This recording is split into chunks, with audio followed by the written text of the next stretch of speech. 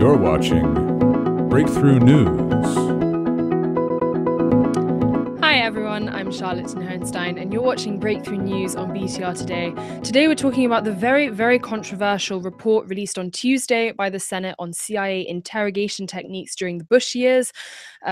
With me to discuss is John Neffel from Radio Dispatch. They're pretty disturbing findings, basically. So John, thank you for joining me. This report was obviously pretty scathing. Just to sum up, the main gist of it was that techniques used were more brutal than CIA had been leading people to believe. B, CIA had misled both the public and also the White House directly. And C, that essentially these techniques were ultimately unnecessary for counterterrorism efforts. So, I mean, all of those taken together, it's pretty shocking. How big of a shock is this report in your eyes? Because certainly there seems to have been a lot of conversation over the years already about these issues, and there's already a lot has been discussed. So what's important particularly about this report? Yeah, I mean, you're right that a lot of this, the sort of broad outlines of these programs have been quite well known. What's most shocking is the methods that we didn't know about, the sheer brutality, and to use the word that the New York Times editorial board used, the depravity involved in this truly is sort of mind-boggling. I mean, you had several detainees who were subject to what the report refers to as rectal rehydration and rectal feedings. One particularly gruesome footnote, a detainee's lunch tray, which consists of hummus, spaghetti with sauce, nuts, and I think one other thing, is pureed and fed, quote unquote, fed to the detainee rectally. I mean, it's one of the most horrifying things you could possibly imagine. It's the kind of thing that if it had previously showed up in a Hollywood movie, people would say, this is beyond the pale. This could never happen. So beyond that, we also learned that the sleep deprivation that detainees were subject to was greater than previously known. Some detainees were kept awake for nearly 140 hours straight, and then given a brief sleep, and then kept awake until they reached 180 hours with barely a night's sleep in between. So, you know, we're looking at almost 7 days of continued sleep deprivation. Beyond that, there are examples of detainees being held in with diapers, being chained to the ceiling, being denied even a bucket for human waste, which is something that that then CIA Director Michael Hayden denied at the time. And so the practices that were institutionalized and that were, you know, overseen were I mean, truly horrifying. And I think that's where the most shocking elements of this report can be found.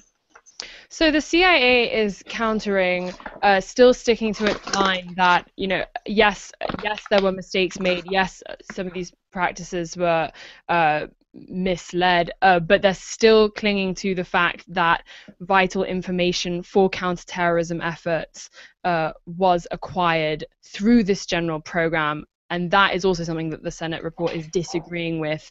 How do you resolve that? Is there a clear side in your mind that is correct? Yeah, I mean, I think that the evidence in one particular case, in the case that the CIA has leaned on the most heavily, the search for bin Laden, two of the best reporters at the New York Times, Charlie Savage and Jim Risen, had a story on Tuesday about the what the Senate report says about the hunt for bin Laden. And when you match up what the CIA claims with what the Senate report claims using CIA cables and emails, which, remember, that's what this report comes from. It's the CIA's own reporting. that they're now disagreeing with. The Senate Intelligence report is far more persuasive. There's tons of reasons to believe that that the information that led to bin Laden was not primarily obtained because of torture, that the information was not obtained through torture that couldn't have been obtained otherwise, and we see talking points from the CIA that are circulated from their Office of Public Affairs that say that we need to hammer home that what they call EITs, enhanced interrogation techniques, led to bin Laden, and their own internal reports just don't play that out. Well, that is very disturbing. The general response to the report seems to be one of horror, but at the same time a sense that it's still necessary that we bring this to light and that we reckon with this and then move forward. How strong is the opposite view of this should not have been brought to light? That this might even be dangerous to have out in the open, perhaps inciting acts of terrorism abroad. You know, how compelling do you think that is, or do you think it was absolutely necessary for the public to actually grapple with this? Well, what I think is really astounding is that you don't even have many people now saying that the U.S. didn't torture. Right? That's what people were saying for a long time. We didn't torture. We didn't torture. Now people are saying we did torture, but let's not talk about it. Or we tortured, but it was justified because we were scared. You have many Republicans saying exactly what you just said of let's move on. This gives aid and comfort to the enemies. And I think that is completely morally bankrupt. I also think, by the way, that it's totally morally bankrupt that there have been no prosecutions and that two different administrations, departments of justice, haven't been able to prosecute a single person for what are now crimes that are so shocking that the entire world is talking about their brutality. I mean, it really is an indictment of both the Bush and the Obama departments of justice that two different investigations yielded no indictments of anyone involved in these programs. And so not only should this information have come out, it should have come out much sooner. There should also the CIA's own internal review, which is informally referred to as the Panetta Review, which we know from statements that Mark Udall made today on the Senate floor, largely confirms what the Senate Intelligence Committee found, despite the CIA's now public denials. Their own still classified internal review reportedly largely confirms what the Senate found. Not only should all of that information be public, but people should be prosecuted. The only way that you ensure that torture doesn't happen in the future is if people go to jail. Powerful people, mid-level people, if necessary, the lower-level people. But this idea that we can, as Obama has always said, look forward, not backward, is preposterous. Isn't part of the problem that at the time this program was legal in many ways? That there was confusion over the legality, and ultimately it seemed like some of the practices were given the green light. I think that there was confusion over how much what the report refers to as the fig leaf actually covered. But make no mistake that prior to any of the implementation of this program, the CIA specifically requested from the DOJ a promise that nobody would be prosecuted. So they were asking for proactive immunity from what they knew was going to be, at the very least, questionable, if not outright illegal. And so finding somebody in the Office of Legal Counsel, which is where John Yoo was, who wrote the infamous torture memo, finding somebody in the OLC to say whatever you want to do torture-wise is not torture, which is essentially what John Yoo and another lawyer named Jay Bybee said. Getting somebody to rubber stamp policies that you had already decided on with the sort of sheen of legality, I think, is not the same as something being legal. And I think that it's when the CIA says that we have been given the go-ahead by the DOJ, well, that may be true in the most limited of ways, but relying on memos and legal reasoning that has since been discredited by the entire legal community means that it was probably never solid to begin with. Well, we are going to take a quick break. We'll be right back in a moment after this quick excerpt from the latest episode of Live Studio featuring Flowers.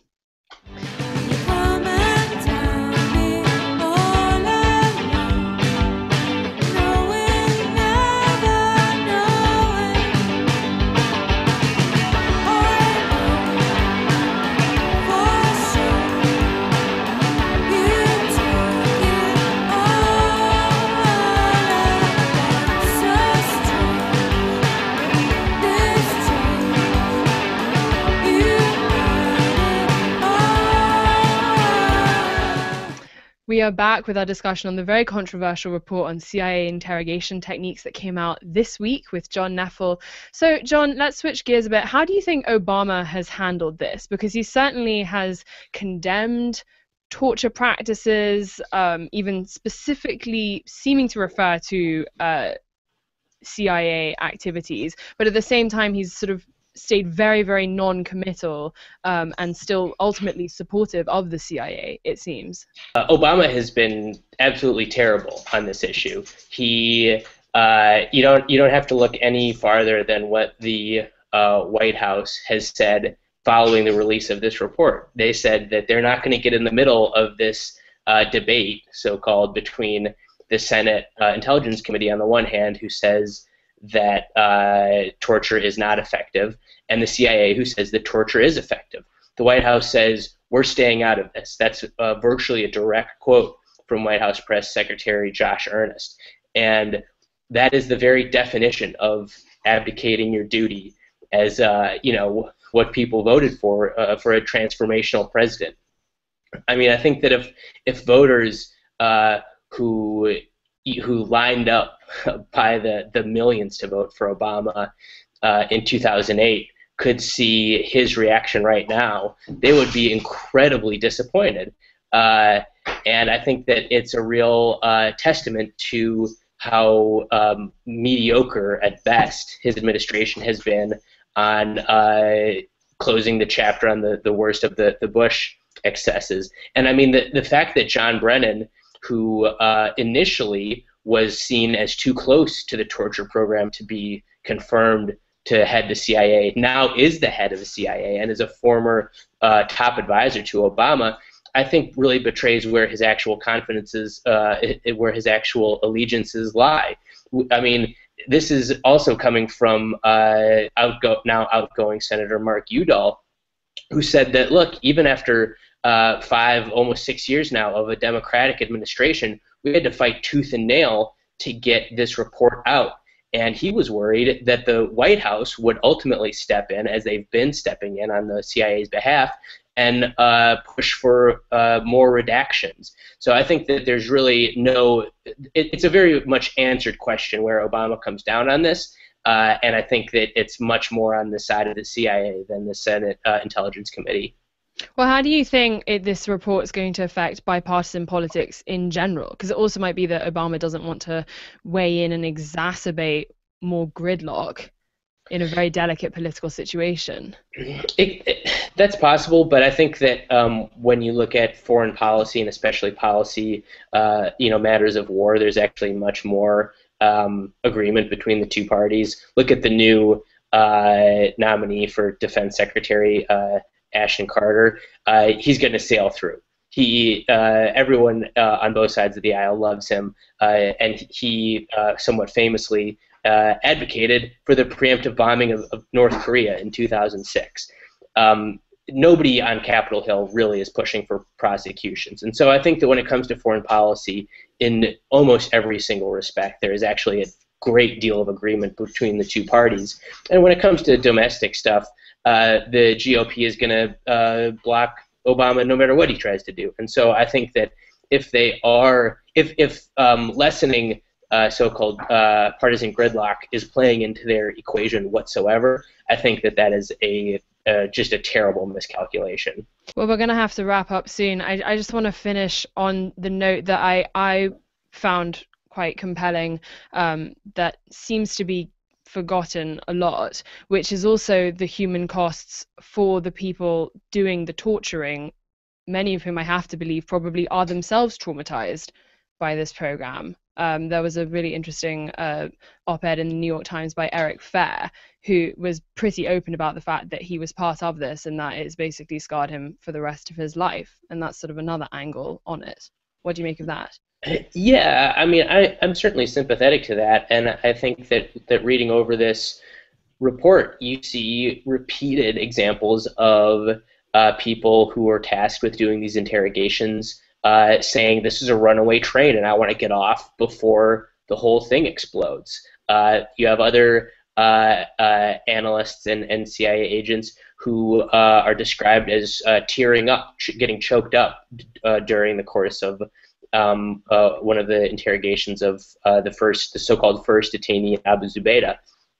So there's no question that reading this report over, you get a sense of the human trauma that that CIA and CIA contractors underwent as part of implementing this program.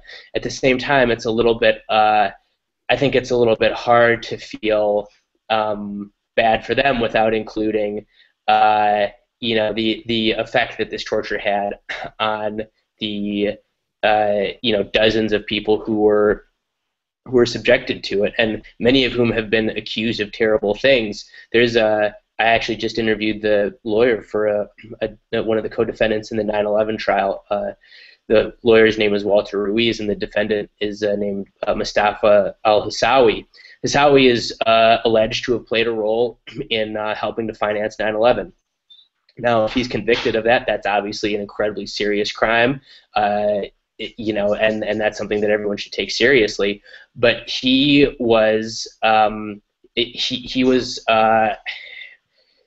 subject to what the report describes as rectal examinations that consisted of excessive force.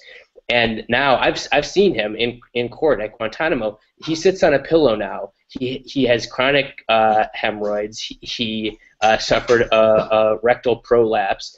And whatever you think about the crimes that he's committed of and the evidence against him, I think that we all need to say that sexual assault as a weapon of war, which is exactly what this was, is beyond the pale. And although it may hurt the interrogators, it hurts the person who's being interrogated and the United States as a whole far more.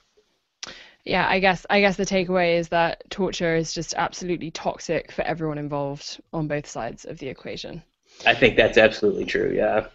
Well, we're going to stop there. Thank you very much, John, for joining me today. We'll be right back after another excerpt from Live Studio featuring White Reaper.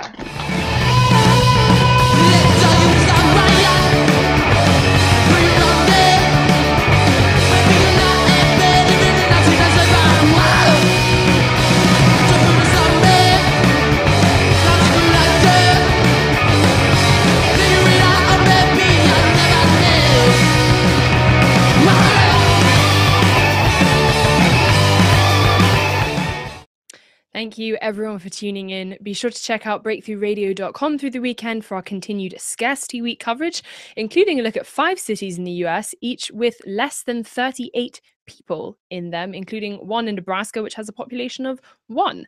That's it for us here at Breakthrough News. Tell us what's breaking through your world on Twitter @Breakthrough Radio. I'm Charlotte Hohenstein, and thank you for joining us.